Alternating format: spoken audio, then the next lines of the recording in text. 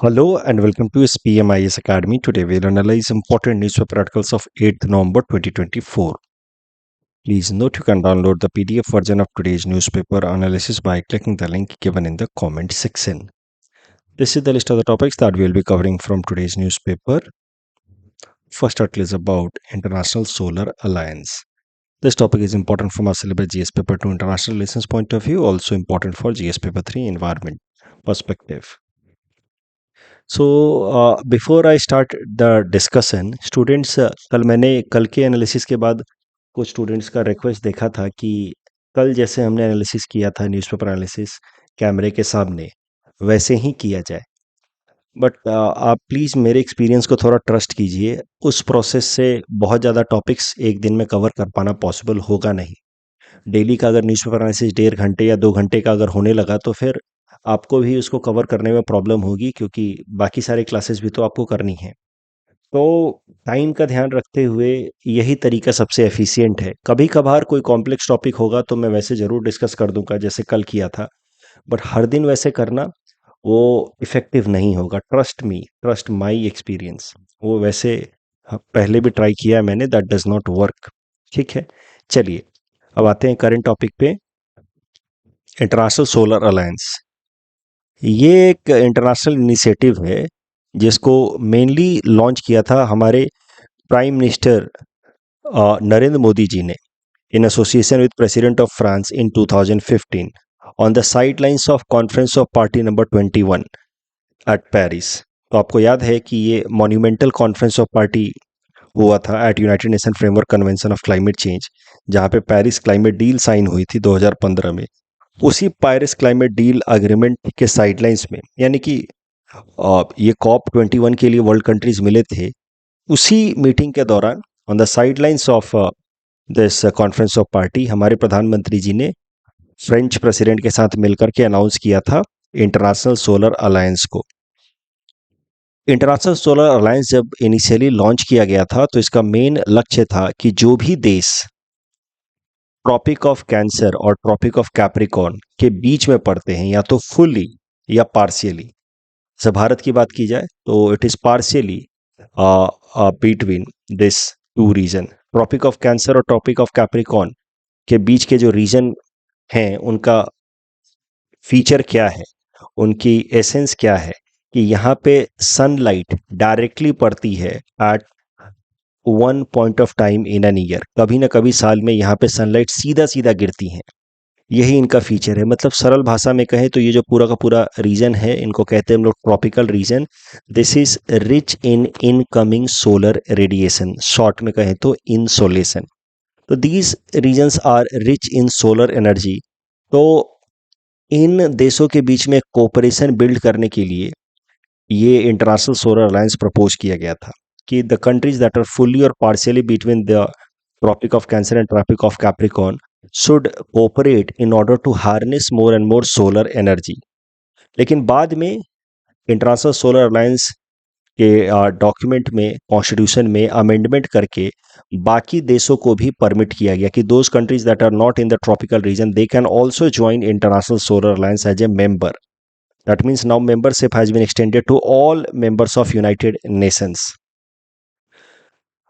अगले पेज पे मैं आपको बताऊंगा, मेंबरशिप तो सबको मिल गई है, बट वोटिंग राइट्स अभी भी उन्हीं देशों के पास हैं इंटरनेशनल सोलर अलायंस के अंदर जो ट्रॉपिकल रीजन के अंदर लाई करते हैं, आइदर फुल्ली या पार्शियली।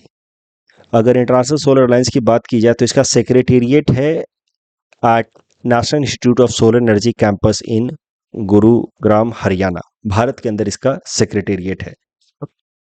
आप कह सकते हैं कि इंटरनेशनल सोलर अलायंस काफ़ी हद तक इंडिया लॉन्च्ड इंटरनेशनल इनिशिएटिव है जो भारत को ग्लोबल लीडरशिप स्टेचर प्रोवाइड करता है। इंटरनेशनल सोलर अलायंस फंक्शन कैसे करेगा, तो currently there are 120 member signatory countries of international solar alliance. हर एक मेंबर को 1 वोट मिला हुआ है, और इंटरनेशनल सोलर अलायंस को ज्वाइन करने के लिए कोई मेंबरशिप फीस भी नहीं देना होता है। इंटरनेशनल सोलर अलायंस पूरी तरह से वॉलंटरी कंट्रीब्यूशन की मदद से फंक्शन करता है। साथ ही साथ मेंबर कंट्रीज के लिए कोई बाइंडिंग टारगेट्स भी नहीं है। और पहले भी मैंने आपको बताया कि वैसे now membership is now open to all the United Nation members, but those countries do not fall within the tropics can join. They can enjoy all the benefits, but they do not have voting rights. International solar alliance के अंतर्गत एक important initiative लाई गई है जिसका नाम है one sun one world one grid initiative. ये initiative भी हमारे प्रधानमंत्री जी ने ही प्रपोज किया था in the first assembly of international solar alliance in year 2018। ये जो one sun one world one grid initiative है, ये कॉन्सेप्ट कहता है कि पूरे दुनिया भर में पावर ग्रिड्स डेवलप किए जाएं जो एक दूसरे से इंटरकनेक्टेड हों, ताकि पावर सरप्लस रीजन से पावर डेफिशिएंट रीजन में पावर को ट्रांसफर किया जा सके। तो पूरे दुनिया भर में पावर ग्रिड्स बनाए जाए और पावर ट्रांसफर किया जाए, मेनली सोलर एनर्जी ट्रांसफर किया जाए, but not just solar energy, other forms of energy could also be transferred from power surplus to power deficient region. तो one sun one world one grid initiative aimed at creating an interconnected transnational electricity grid. जैसे अभी भारत के अंदर तमाम states के grids connected है, interconnected, तो power deficient reason को इलेक्ट्रिसिटी ट्रांसफर होती है फ्रॉम पावर सरप्लस रीजन, वैसे ही पूरे दुनिया भर में ऐसा एक ग्रिड बनाया जाए। इसको 3 फेज में डेवलप करने का प्लान है कि पहले मिडिल ईस्ट, साउथ एशिया और साउथ ईस्ट एशियन कंट्रीज को कनेक्ट किया जाए और धीरे धीरे सोलर एनर्जी के अलावा other renewable energy resource rich regions को भी कनेक्ट करके एनर्जी ट्रांसफर के लिए प्रोविजंस लाया जाए और ultimately global interconnection power transmission grid बनाया जाए जो पूरे दुनिया भर में अलग अलग जगहों पे पावर ग्रिड्स को आपस में कनेक्ट कर दे, ताकि पूरे दुनिया भर में कहीं पे भी इलेक्ट्रिसिटी की पावर की कमी ना हो।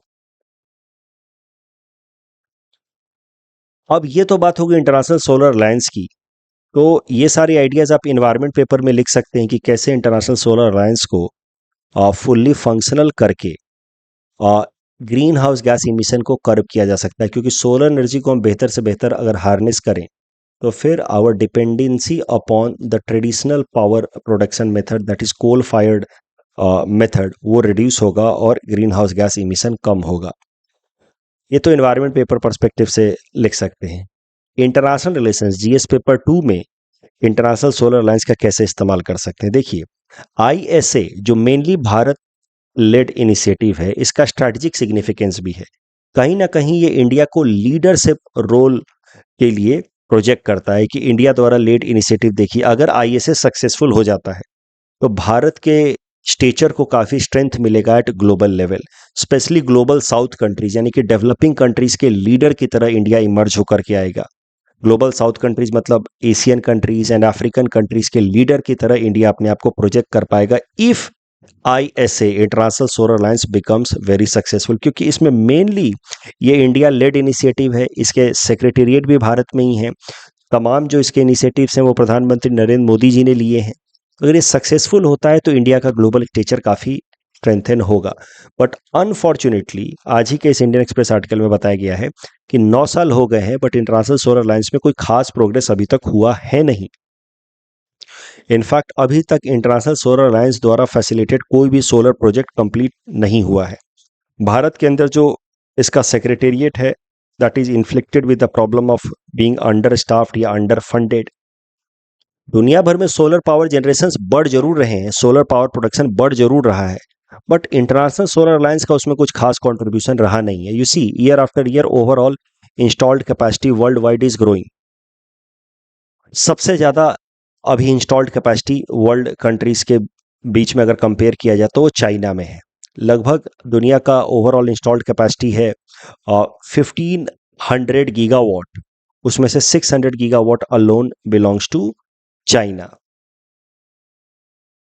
तो प्रीलिम्स पर्सपेक्टिव से ये बात याद रखनी है आपको कि China has world's largest installed solar capacity, followed by अगर कंट्री की बात की जाए तो इट इज़ यूएस। चाइना के बाद ओवरऑल यूरोपियन यूनियन है, बट अगर कंट्रीज़ की बात की जाए तो चाइना के बाद दूसरे नंबर पे यूएस। लेकिन चाइना और यूएस में भी बड़ा अंतर है as far as their installed solar capacity is concern.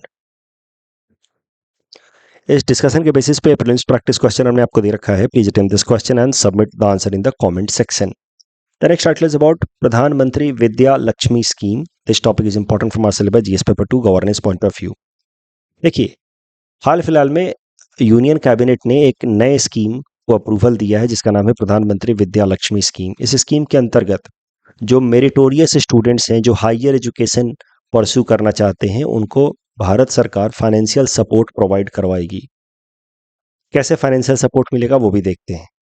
तो student would be eligible to get collateral free, guarantor free loan from banks या other financial institutions. And this Vidya Lakshmi scheme will cover full amount of tuition fee and other expenses also related to their course. ये पूरी तरह से central sector scheme है, यानी कि इसका पूरा खर्चा भारत सरकार उठाएगी। लोन 7.5 लाख रुपए तक मिल सकता है और क्रेडिट गारंटी 75% तक भारत सरकार लेगी। यानी कि अगर स्टूडेंट जितना लोन पार्ट में नहीं लौटा पाएंगे, यानी कि मान लीजिए 7.5 लाख लोन लिया, उसमें से सिर्फ 2.5 लाख लौटाया, 5 लाख नहीं लौटाया, तो उसका 75% तक बैंक का नुकसान भारत सरकार कवर करेगी। The credit guarantee up to 75% of the outstanding default will be taken up by government. तो इस तरीके से भारत सरकार ने प्रधानमंत्री विद्या लक्ष्मी स्कीम स्टार्ट किया है, जिसमें भारत सरकार इनकरेज कर रही है फाइनेंशियल इंस्टीट्यूशंस एंड बैंक्स को कि वो लोन दें to the students, meritorious students who go for quality higher education by taking admission in quality higher education institutions. I hope it is clear to you. Pradhan Mantri Vidya Lakshmi scheme, students को loan मिलेगा। उस loan के लिए भारत सरकार ने 75% तक की गारंटी ली है कि अगर लोन पे डिफॉल्ट होता है तो हम आपको सपोर्ट करेंगे। बैंक्स के बिहाफ, बैंक्स को कॉन्फिडेंस देने के लिए भारत सरकार ने 75% तक के लोन डिफॉल्ट की गारंटी ली है। लोन अप टू 7.5 लाख मिल सकता है। उसके अलावा जो स्टूडेंट्स ऐसे परिवार से आते हैं जिनका एनुअल इनकम 8 लाख रुपए से कम है, उनको 3% इंटरेस्ट सबवेंशन भी मिलेगा। यानी कि नॉर्मली जो भी इंटरेस्ट रेट लगता है उससे 3% उनको कम इंटरेस्ट देना होगा। इसको कहा जाता है इंटरेस्ट सबवेंशन स्कीम या सब्सिडी। अब ये कैसे पता चलेगा कि student quality higher education institution में एडमिशन ले रहा है? क्योंकि इस विद्या लक्ष्मी स्कीम के अंतर्गत only those students who take admission in quality higher education institution are eligible for the loan. तो क्वालिटी हायर एजुकेशन इंस्टीट्यूशन का भी डेफिनेशन दिया गया है विद्या लक्ष्मी स्कीम के अंतर्गत। देखिए, एक रैंकिंग होती है अलग अलग हायर एजुकेशन इंस्टीट्यूशन की, जिसको कहा जाता है नेशनल इंस्टीट्यूशनल रैंकिंग फ्रेमवर्क, जो रिलीज करता है ministry of education. NIRF ranking, NIRF ranking अलग अलग कैटेगरीज में निकाली जाती है। ओवरऑल कैटेगरी, फिर engineering category, medical category and university category. Vidya Lakshmi scheme में कहा गया है कि टॉप 100 जो एजुकेशन इंस्टीट्यूशन है किसी भी कैटेगरी के, चाहे वो गवर्नमेंट इंस्टीट्यूशन हो या प्राइवेट इंस्टीट्यूशन हो, उसमें एडमिशन लेने पे the student is eligible to avail loan under Pradhan Mantri Vidya Lakshmi scheme. तो टॉप 100 में जो एजुकेशन इंस्टीट्यूशंस रैंक्ड हैं, चाहे गवर्नमेंट हो या प्राइवेट हो, एज पर NIRF रैंकिंग, उसमें जो स्टूडेंट्स एडमिशन ले रहे हैं they are eligible for the loan under Pradhan Mantri Vidya Lakshmi scheme. उसके अलावा सारे सेंट्रल गवर्नमेंट द्वारा मैनेज्ड इंस्टीट्यूशंस में अगर कोई भी बच्चा एडमिशन ले रहा है तो बच्चा एलिजिबल है for loan under Pradhan Mantri Vidya Lakshmi scheme. बाकी स्टेट गवर्नमेंट द्वारा मैनेज हायर एजुकेशन इंस्टीट्यूशन है, अगर उसकी रैंकिंग 101 से लेकर के 200 तक की भी है इन NIRF, तो भी उसके अंदर एडमिशन लेने वाला बच्चा एलिजिबल है फॉर प्रधानमंत्री विद्या लक्ष्मी स्कीम। तो अभी टोटल लगभग 860 हायर एजुकेशन इंस्टीट्यूशंस को आइडेंटिफाई किया गया है कि उसमें एडमिशन लेने वाले students are eligible to have loan under Pradhan Mantri Vidya Lakshmi scheme, but this number of higher education institutions will be updated every year. इस टॉपिक डिस्कशन के बेसिस पे प्रीलिम्स प्रैक्टिस क्वेश्चन हमने आपको दिया है। Please attempt this question and submit the answer in the comment section. The next article is about India should be part of RCEP CPT PP as per Niti Aayog CEO PVR Subramaniam. So this topic is important from our syllabus GS paper 3 Indian economy point of view. सबसे पहले समझेंगे कि RCEP and CPT PP है क्या। देखिए, ये दोनों ही एक large scale global free trade agreement है, जहां दुनिया की कुछ मेजर इकोनॉमीज ने मिल करके एक दूसरे को कमिटमेंट किया है कि वो लिबरल तरीके से, यानी कि रिड्यूस्ड टैरिफ रेट्स, यानी कि रिड्यूस्ड इंपोर्ट और एक्सपोर्ट ड्यूटी लगा करके इंटरनेशनल ट्रेड करेंगे। फ्री ट्रेड एग्रीमेंट का मतलब तो आप समझते ही हैं, मैंने भी बताया न्यूज़पेपर एनालिसिस में, जहाँ पे member countries, world countries come together and they make commitment to each other कि we will be doing trade with each other at a very reduced import and export duty, जिसको हम लोग कहते हैं liberalised tariff regimes. तो RCEP भी एक global free trade agreement है। इसमें टोटल 15 मेंबर कंट्री हैं। These 15 countries belong mainly to the Asia Pacific region. RCEP regional comprehensive economic partnership को बिल्ड करने के लिए नेगोशिएशन साल 2012 से शुरू हुआ। Ultimately it was finalised in 2020। In fact early stage के नेगोशिएशन में there were 16 countries which included India also, but India pulled out in the last leg of RCEP negotiation. India ने बिल्कुल लास्ट में डिसाइड किया कि no no we won't be part of RCEP. Why India decided to pull out of RCEP? क्योंकि भारत को लगा कि RCEP में तो चाइना भी मेंबर है, तो टेक्निकली अगर हम आरसीईपी का मेंबर रहते हैं तो चाइना के साथ भी हमें फ्री ट्रेड एग्रीमेंट प्रैक्टिस करना होगा, because RCEP is a broader larger free trade agreement between 16 member countries. तो चाइना से वैसे ही कई सारे इंडस्ट्रियल गुड्स हमारे देश के अंदर डंप होते हैं, यानी कि बहुत सारे लार्ज स्केल पे इंडस्ट्रियल गुड्स हमारे देश में आते हैं जो लोकल इंडस्ट्रीज को नुकसान करते हैं हमारे देश के। अब अगर हम आरसीईपी का हिस्सा हो गए तो such inflow of industrial goods will increase, that will affect our local industries even more. तो to prevent the influx of Chinese goods in Indian market, India in the last leg of the negotiations of RCEP decided not to be part of RCEP. Similarly इसी तरीके का एक major free trade agreement है comprehensive and progressive agreement for trans Pacific partnership, CPTPP. इसके अंदर total 11 देश हैं। ये बिल्कुल पैसिफिक ओशन के अलोंग जो कंट्रीज हैं वो इसका मेंबर है। इसमें अर्लियर 12 मेंबर कंट्रीज है नेगोशिएशन में, but US also pulled out of the CPTPP in 2017। तो कल ही हम बात कर रहे थे डोनाल्ड ट्रंप की कि he has disrupted most of the global order या regional order that was created by US और which US was part of. कल मैंने बताया नहीं, but amongst so many disruptions Donald Trump regime created, one such disruption was pulling out of CPTPP. तो CPTPP में पहले 12 देश थे, US was also there, but later on CPTPP से यूएस पुल्ड आउट। अर्लियर इसका नाम था TPP only, trans Pacific partnership, but when US pulled out in 2017 then it was renamed as CPTPP. अब करंट न्यूज पे आते हैं। तो हमारे देश के नीति आयोग के सीईओ बीवीआर सुब्रमण्यम स्वामी ने कहा है कि भारत को आरसीईपी, सीपीटीपीपी या इस तरीके के जो ग्लोबल फ्री ट्रेड एग्रीमेंट्स हैं उनको ज्वाइन करना चाहिए, क्योंकि जब तक हम इनको ज्वाइन नहीं करेंगे तब तक हमारा ट्रेड जो है वो बढ़ेगा नहीं। बीवीआर सुब्रमण्यम साहब की बात भी सही है कि हमारे ट्रेड अगर बूस्ट करना है तो हमें in global mega trade free trade agreements को साइन करना चाहिए, ज्वाइन करना चाहिए। बट एक बात और भी सही है कि उससे ये भी संभव है कि हमारे देश के अंदर इन्फ्लक्स बढ़ जाए और लोकल इंडस्ट्रीज को नुकसान हो। यही तो कारण है कि हमने आरसीईपी ज्वाइन नहीं किया। बीवीआर सुब्रमण्यम साहब ने कहा कि अगर हम इस तरीके के ग्लोबल फ्री ट्रेड एग्रीमेंट्स को ज्वाइन करते हैं तो इससे सबसे ज़्यादा फायदा हमारे देश के एमएसएमई सेक्टर को होता है, जो ऑलरेडी हमारे देश का ओवरऑल 40% एक्सपोर्ट करते हैं। But if India join such free trade platforms then MSME sector का एक्सपोर्ट बूस्ट होगा और फिर एम्प्लॉयमेंट अपॉर्चुनिटी ज़्यादा से ज़्यादा क्रिएट कर पाएंगे एमएसएमई सेक्टर। साथ ही साथ it will help us to better implement China plus one strategy. तो क्या है चाइना प्लस वन स्ट्रैटेजी? देखिए, या आप कह सकते हैं कि it can help us better to make benefit of China plus one strategy. तो समझते हैं क्या है चाइना प्लस वन स्ट्रैटेजी। देखिए, इकोनॉमिक सर्वे 2023-24 यानी कि इस साल के इकोनॉमिक सर्वे ने भी चाइना प्लस वन स्ट्रैटेजी की बात की थी।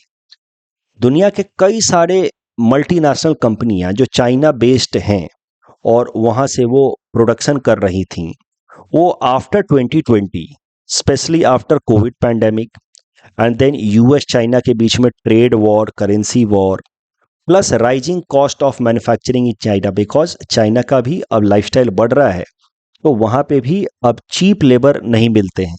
जो चाइना का पहले एडवांटेज था। तो these three factors are there now.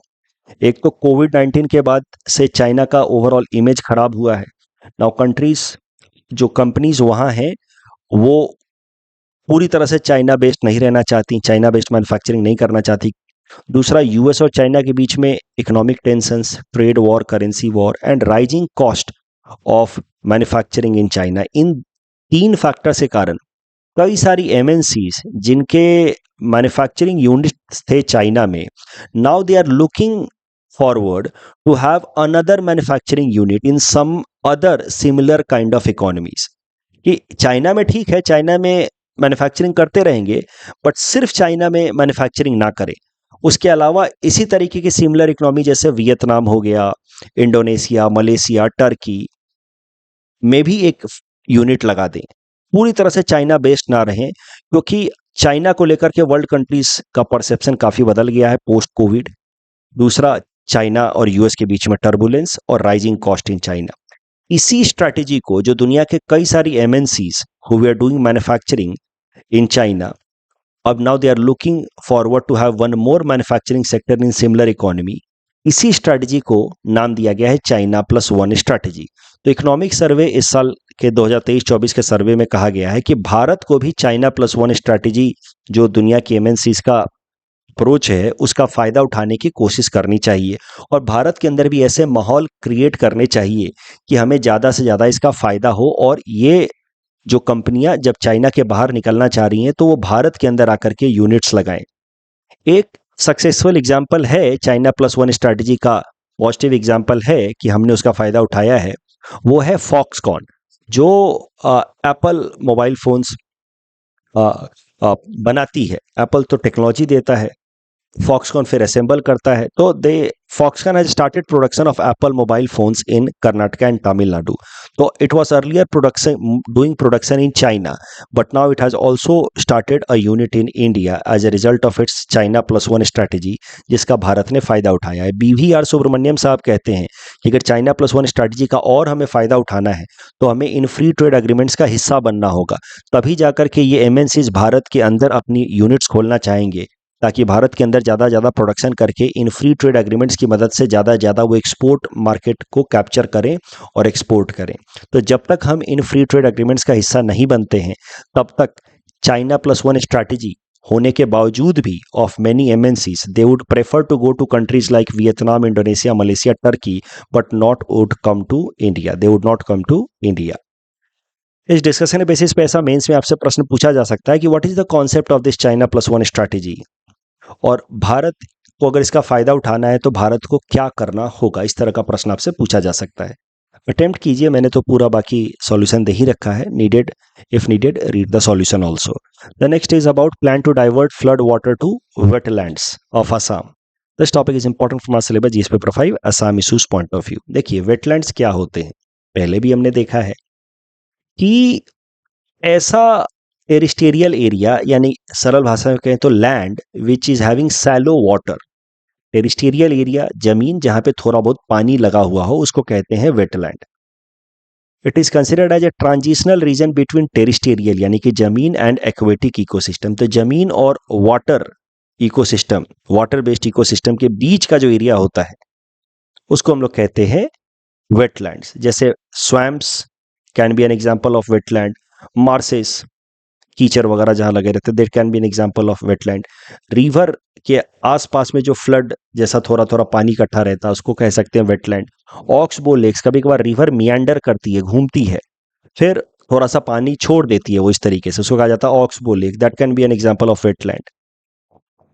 अब वेटलैंड्स के बहुत सारे फायदे हैं, नेचुरल फायदे। एक तो they help in purification of water. Wetlands के थ्रू पानी जो है वो पर्कुलेट होकर के ग्राउंड वाटर में मिलता रहता है और वाटर को फिल्टर करता रहता है वो। तो इसी कारण से wetlands are sometimes known as kidneys of the earth. They filter impurities from the water and that is how they make water pure. So they absorb waste. उसके अलावा wetlands also absorb flood during the flood season. देखिए, जैसे ये नदी है, इसके आसपास में खूब सारे अगर वेटलैंड होंगे ना, मार्सेस, स्वैम्प्स, तो इस नदी के अंदर फ्लड भी अगर आता है तो फ्लड का पानी प्लेन एरिया को डैमेज करने के बजाय इन वेटलैंड्स में एब्जॉर्ब हो जाएगा। That is the benefit of wetland. तो wetlands apart from acting as a purification entities यानी कि acting as earth kidneys, they also absorb flood during the flood season.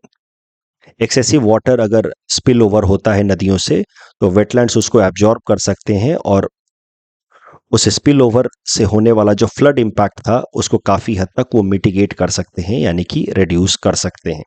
अब असम के अंदर तो हर साल ही फ्लड का प्रॉब्लम होता है, आप जानते ही हैं। तो इसी कारण से भारत सरकार और स्टेट गवर्नमेंट ऑफ असम ने मिल करके प्लान बनाया है कि असम के वेटलैंड्स को रिजुविनेट किया जाए ताकि फ्लड सीजन में फ्लड का पानी उन वेटलैंड्स में डाइवर्ट किया जाए ताकि फ्लड के इम्पैक्ट को मिटिगेट किया जा सके। उसी से रिलेटेड ये न्यूज़ है। ये जो प्लान बनाया है असम सरकार और भारत सरकार ने मिल करके, उसके अंतर्गत 3 million cubic metres of flood water is to be expected to divert towards these wetlands during the flood season in order to prevent river bank overflow।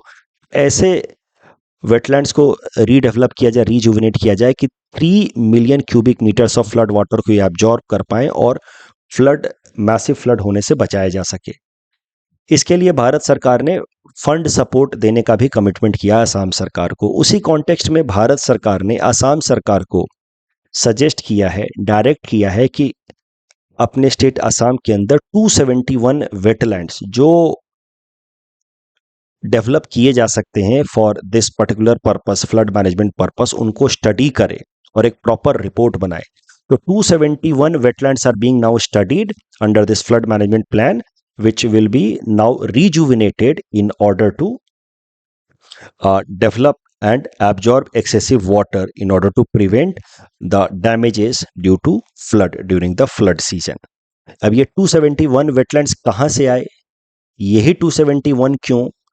तो इनको आइडेंटिफाई किया है north east space application centre ने कि ये 271 wetlands जो हैं वो इम्पॉर्टेंट हैं, इनका रिजुविनेशन इम्पॉर्टेंट है। अगर इनको हमने रीडेवलप कर दिया तो ये फ्लड मैनेजमेंट में हेल्पफुल रहेंगे।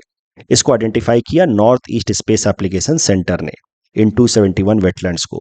North eastern space application centre है क्या? एक रीजनल स्पेस सेंटर है। ईयर 2000 में इसको स्टैब्लिश किया गया था by department of space in association with north Eastern council. इसका मकसद ही है कि नॉर्थ ईस्टर्न रीजन के अंदर रिमोट सेंसिंग टेक्नोलॉजी का इस्तेमाल किया जाए। ये जो north eastern space application centre है वो नॉर्थ ईस्टर्न रीजन में रिमोट सेंसिंग टेक्नोलॉजी का इस्तेमाल करता है ताकि नॉर्थ ईस्टर्न रीजन का डेवलपमेंट हो सके। North eastern space application centre का हेडक्वार्टर है शिलोंग में। इसी ने आइडेंटिफाई किया है 271 वेटलैंड्स इन असम जिनको डेवलप किया जाना चाहिए in order to mitigate flood. और नॉर्थ ईस्टर्न काउंसिल के बारे में वैसे तो आज मैंने आपको बताया नहीं, but north Eastern council along with department of space ने बनाया है ये north eastern space application centre. मैं मान के चल रहा हूँ कि आपको नॉर्थ ईस्टर्न काउंसिल के बारे में पता होगा, पॉलिटी क्लास में आपने पढ़ा है, नहीं भी तो थोड़ा सर्च कीजिए फिर इस क्वेश्चन को अटेम्प्ट कीजिए। You can submit the answer in the comment section. कल जो हमने आपको प्रैक्टिस क्वेश्चन दिया था चाबार पोर्ट के लिए करेक्ट आंसर होगा C. We will not be needing to depend on Pakistan in order to have accessibility to Afghanistan and Central Asia. H1B visa से रिलेटेड पहला स्टेटमेंट तो ठीक है, दूसरा गलत है क्योंकि H1B वीजा होल्डर्स को 3 साल के लिए वीजा मिलता है, फिर that can be extended to 3 more years, not for 10 years। That's all from our side for today. Thanks for watching.